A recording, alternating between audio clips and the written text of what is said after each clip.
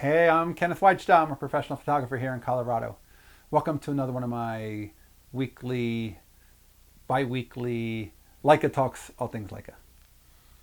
So today I want to talk about what I think is really my all-time favorite Leica. Having used the M3, the M6, having had more than one body in my hand on the M series I'm talking about, because I still really love those 3Fs and those little Barnack Leicas. But on the M series, I am reaching for the M5 more than ever. I find that I've been keeping a 51.4 on that. I can see the whole frame in the viewfinder. It's easy to see.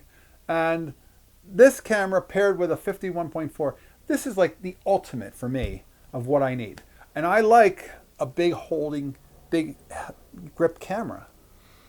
You might have seen in the past, I have a M6 with a little accessory grip, because there's not a great grip on an M6. This has a great grip built in. This is ready to go. This is like, I think, for as much as people said it wasn't attractive, I think it's very attractive. For as much as people said that it was the one that almost sunk Leica and it doesn't have the looks of the M3 and the M4, I think it looks wonderful. I like the side hanging strap, so you can hold it over your shoulder and then quickly grab it. I like the fact that I have something to hold. I'm a guy with hands that likes to hold a camera. I always liked holding a FM2 with a big motor drive, or a MD4 on an F3 and having a big old motor drive, because I like to hold on to something.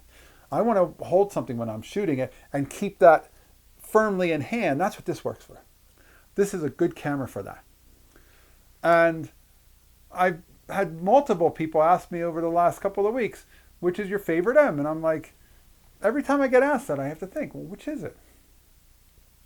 I like the M2 because it's got a nice 35 millimeter frame line in it.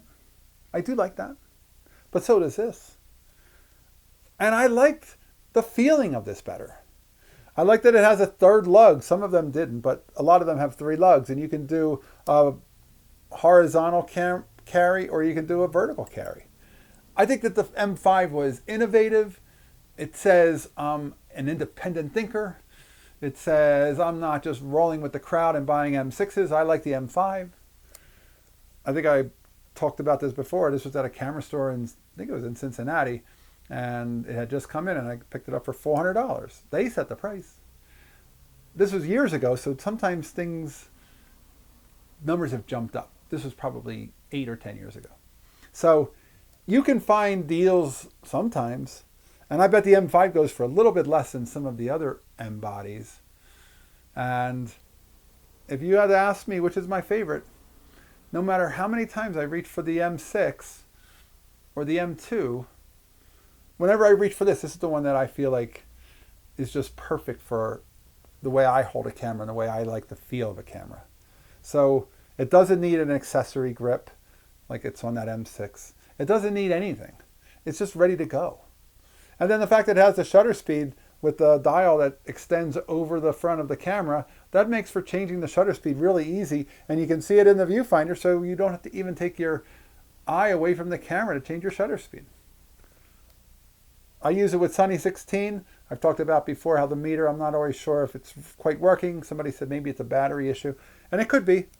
But I use all my Leicas with Sunny 16, so it doesn't really make a difference. And when it comes to just the build quality, the handhold ability, the camera that people shunned, I like it. The wonderful, big-bodied, always feel like it looks like it's battleship black, Leica M5. All right, that's today's photography talk. Put a little Suma Lux on that camera. You've got everything you need. Go anywhere you want. Hey, if you're enjoying these, hit the subscribe button. If you can support, hit the Patreon. I'll be back in a couple of weeks. We'll talk more Leica. As always, here's the good light.